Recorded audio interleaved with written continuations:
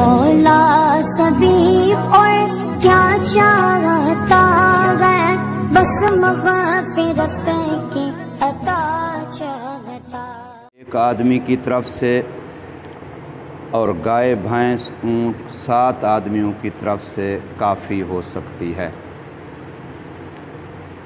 لیکن کسی ایک بندے کا حصہ 7ویں حصے سے کم نہ ہو۔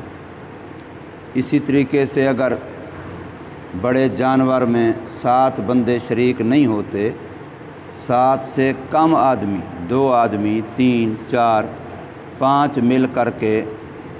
بڑا جانور کر لیتے ہیں، تب بھی جائز ہے۔ شرط وہی ہے کہ کسی ایک کا حصہ 7ویں حصے سے کم نہ ہو۔ تو پھر بڑے جانور کو 2 آدمی مل کر کے قربانی کریں برابر برابر، تب بھی جائز ہے، اور اگر ایک کے حصے زیادہ ہوں ایک کے تھوڑے ہوں تب بھی جائز ہے، لیکن کسی کا حصہ 7ویں حصے سے کم نہ ہو۔ اگر کسی کا حصہ 7ویں حصے سے کم ہوا تو پھر قربانی ٹھیک نہیں ہوگی۔ اسی طریقے سے قربانی کے جانور میں عقیقے شامل کرنا، کسی نے بچی کا عقیقہ کرنا ہے، بچوں کے عقیقے کرنے ہیں، بیٹے کا، بیٹی کا، تو وہ اگر حصے، بیٹے کے 2 حصے اور بیٹی کا 1 حصہ بڑے جانور قربانی والے میں شامل کر لیتا ہے، باقی حصے قربانی کے ہیں،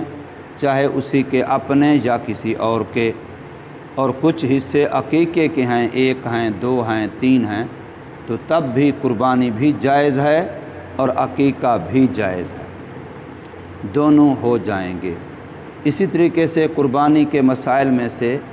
ایک مسئلہ یہ ہے کہ انسان قربانی اپنی طرف سے، اپنے گھر کے زندہ افراد کی طرف سے کر سکتا ہے، تو قربانی میت کی طرف سے بھی کر سکتا ہے، مسلمان میت کی طرف سے، جو بندہ دنیا سے چلا گیا ہے اس کی طرف سے بھی قربانی کی جا سکتی ہے، لیکن اس میں طریقے اصولاً 2 ہیں۔ ایک یہ کہ وہ کسی کے نام کی قربانی کرتا ہے، مثلاً کوئی اپنے باپ کے نام کی قربانی کرتا ہے، کوئی اپنے استاذ کے لیے، کوئی اپنے نبی پاک صلی اللہ علیہ وسلم کے لیے، کوئی کسی صحابی کے لیے، کسی بزرگ کے لیے، تو یہ بھی جائز ہے، لیکن پورا ایک حصہ ایک آدمی کے لیے ہونا ضروری ہے، پورا ایک حصہ ایک آدمی کے لیے ہونا ضروری ہے۔ اور دوسرا طریقہ یہ ہے کہ قربانی وہ نفلی کرتا ہے اور اپنی ہی کرتا ہے، قربانی نفلی کرتا ہے، اپنی ہی کرتا ہے۔ مثلاً میرے اوپر قربانی تو واجب ہے، لیکن میں قربانیاں 2 کرتا ہوں، ایک اپنا واجب ادا کرتا ہوں اور دوسری نفلی کر رہا ہوں۔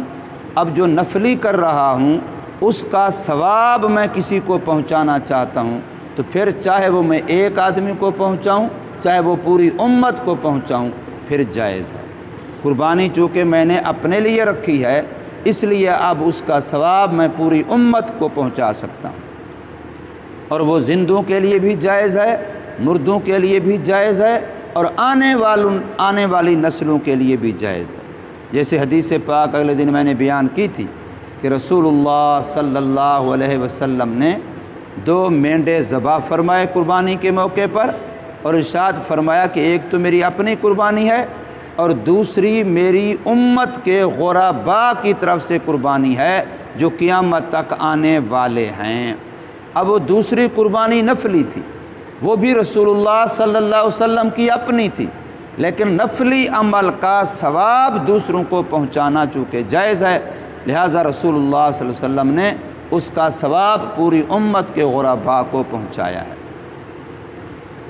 تو اس طریقے سے میت کے لیے قربانی کرنا جائز ہے۔ میں چاہتا ہوں کہ میں نبی پاک صلی اللہ علیہ وسلم کے لیے قربانی کروں، دوسرا بندہ بھی چاہتا ہے، تیسرا بندہ بھی چاہتا ہے، ہر مسلمان چاہتا ہے، لیکن اکیلا وہ طاقت نہیں رکھتے، تو اب وہ 2-3 آدمی مل جاتے ہیں کہ چلو کچھ پیسے آپ ملا لیں، کچھ آپ ملا لیں، کچھ آپ ملا لیں، 2 آدمی 3 آدمی یوں مل کر کے ایک حصہ، ایک جانور، ایک قربانی نبی پاک صلی اللہ علیہ وسلم کے لیے کرتے ہیں یا کسی بھی میت کے لیے کرتے ہیں تب بھی جائز ہے۔ یعنی قربانی ہو تو ایک کے لیے ایک حصہ پورا رہا ہے، لیکن جن کی طرف سے ہے وہ ایک نہیں ہے، وہ زیادہ آدمی مل کر کے اپنے مثلا 3-4 بھائی ہیں، وہ سارے حصہ ملا کے اپنے والد سے مرحوم کی قربانی کرتے ہیں، اپنی والدہ مرحومہ کی قربانی کرتے ہیں، اپنے دادا مرحوم کی قربانی کرتے ہیں۔ اسی طریقے سے کسی بزرگ کے لیے، کسی صحابی کے لیے، کسی نبی کے لیے یوں قربانی کرنا، کئی آدمی تھوڑے تھوڑے پیسے آدھوں آدھ ہے 3/3 ہے ملا کر کے اب قربانی کرتے ہیں، لیکن جس کے لیے کرتے ہیں اس کے لیے وہ ایک ہی ہے، پورا حصہ ہے۔ ادھر سے 2-3-4 آدمی مشترک ہو کے وہ پورا حصہ رسول اللہ صلی اللہ علیہ وسلم کے لیے کر رہے ہیں، تو یہ قربانی کرنا بھی بالکل جائز ہے اور اس کا ثواب مردوں کو پورا پہنچتا ہے۔ رسول اللہ صلی اللہ علیہ وسلم ارشاد فرمایا کہ قربانی کے جو دن ہیں 10، 11، 12 یہ جو قربانی کے دن ہیں، فرمایا ان دنوں میں مالی عبادت قربانی سے زیادہ اللہ کو کوئی پسند نہیں ہے۔ حدیث پاک میں تو الفاظ بالکل مطلق ہیں کہ ما عمل عمل ابن آدم، کہ کوئی عمل بھی انسان قربانی کے دنوں میں نہیں کرتا جو اللہ کو قربانی سے زیادہ پسند ہے۔ اس لیے اگر قربانی والے دنوں سے آگے پیچھے بندہ کرتا ہے تو پھر صدقہ کسی بھی شکل میں کر سکتا ہے، جس شکل میں مستحق کا، غریب کا فائدہ زیادہ ہوگا اس میں صدقہ کرنے والے کو ثواب زیادہ ملے گا۔ لیکن اگر قربانی کے دن ہیں تو پھر یاد رکھیے قربانی نام ہی خون بہانے کا ہے، پھر قربانی نام ہی خون بہانے کا ہے۔ آج کل کئی سارے لوگ آپ کو کئی باتیں کرتے ہوئے نظر آئیں گے، وہ جی اتنی قربانیاں تو کر رہے ہیں، وہ دیکھو محلے میں فلانا بندہ ہے بڑا غریب ہے اس کا تعاون کر دیتے، وہ جی قربانیاں تو کر رہے ہیں، محلے میں فلانا بندہ ہے اس کی بیٹی کی شادی کا مسئلہ ہے، اس بیچارے کے پاس خرچہ نہیں ہے، اس کے ہاتھ پیلے کرنے کے لیے اس کا تعاون کر دیتے۔ تو یاد رکھیے یہ ساری باتیں جدت والی، یہ محض دھوکہ ہیں اپنے آپ کو۔ یہ اگر کرنا ہے تو آپ قربانی کے دنوں سے آگے پیچھے کریں، وہی آپ کے لیے زیادہ ثواب ہے۔ لیکن قربانی والے پیسے آپ کسی کو دے دیں، بے شک 10 قربانیوں کے پیسے کسی غریب کو دے دیں، لیکن جانور ذبح نہیں کریں گے تو آپ کی قربانی نہیں ہوگی اور آپ پر قربانی واجب رہے گی۔ میں نے اگلے دن حدیث عرض کی ہے، رسول اللہ صلی اللہ علیہ وسلم نے خود حجۃ الوداع کے موقع پر اکیلی اپنی طرف سے 100 اونٹوں کی قربانی دی ہے۔ کیا اس زمانے میں وہاں غریب کوئی نہیں تھا؟ حضور صلی اللہ علیہ وسلم کو غریب نظر نہیں آتے تھے کہ چلو میں 1 اونٹ تو ذبح کر لوں اور باقی اونٹ غریبوں میں بانٹ دوں، یا باقی اونٹوں کے پیسے غریبوں میں بانٹ دوں۔ حضور صلی اللہ علیہ وسلم کو غریب نظر نہیں آتے تھے۔ آج غریبوں کے ہم درد ہم رسول اللہ صلی اللہ علیہ وسلم سے زیادہ بن گئے ہیں۔ یہ دھوکہ ہے۔ اس لیے قربانی نام ہے احراق الدم،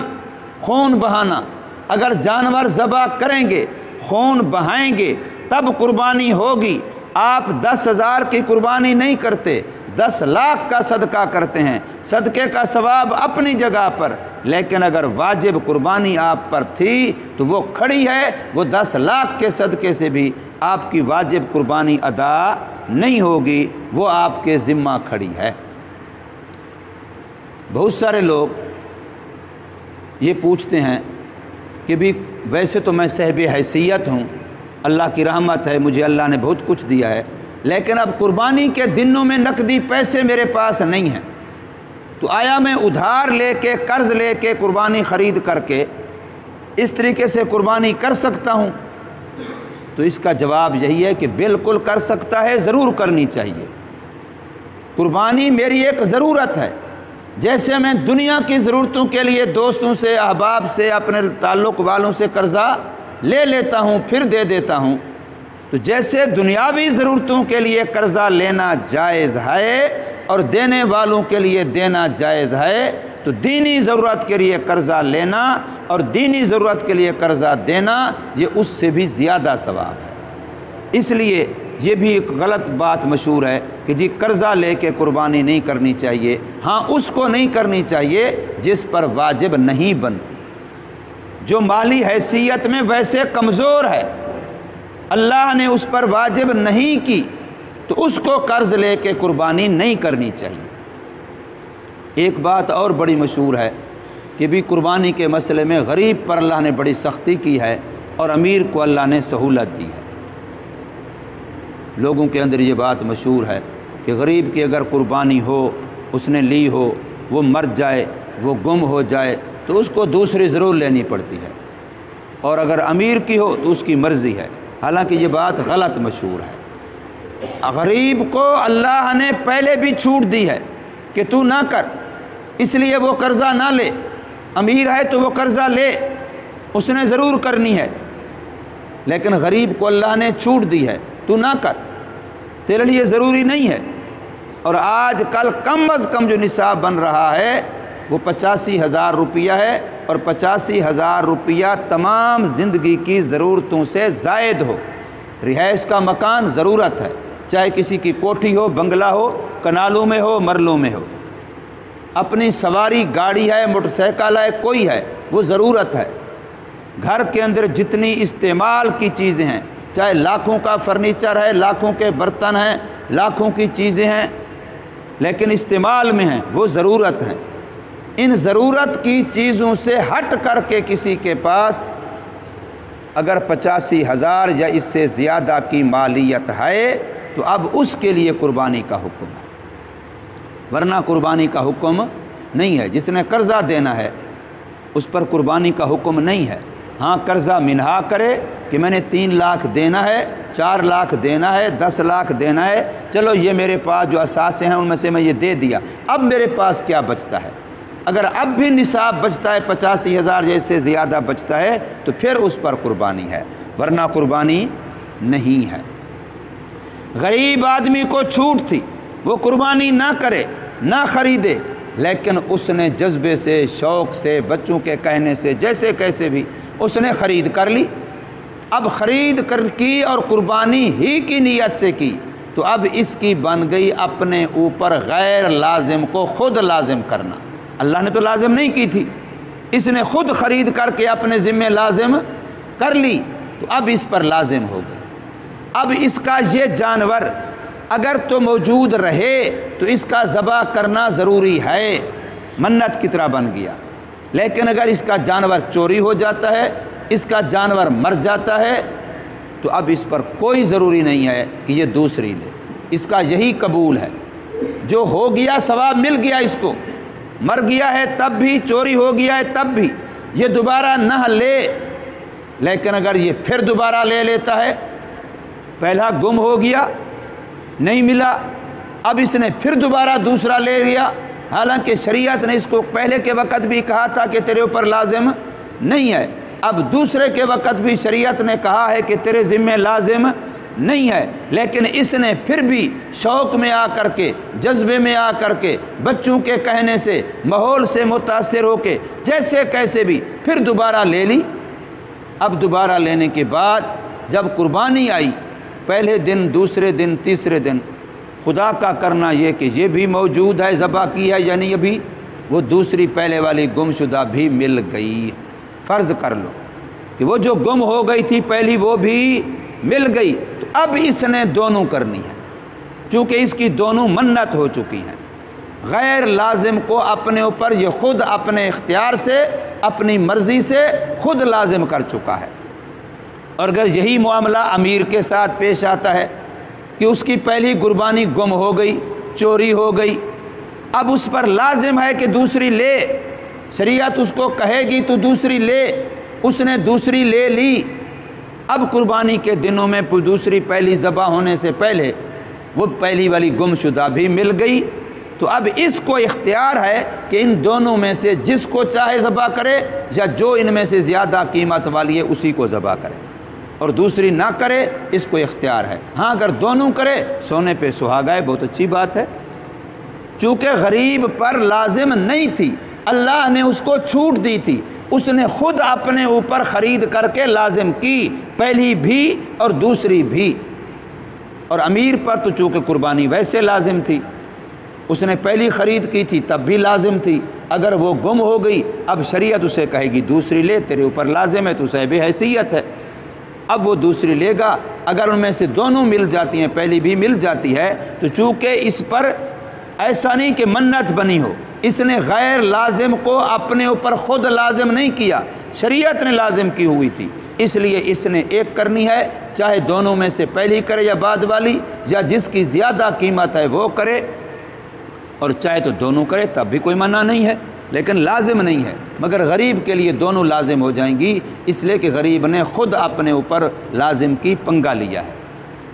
تو قربانی کے مسائل میں سے اس طرح کے مسئلوں کا یاد کرنا اور جاننا یہ بہت ضروری ہے۔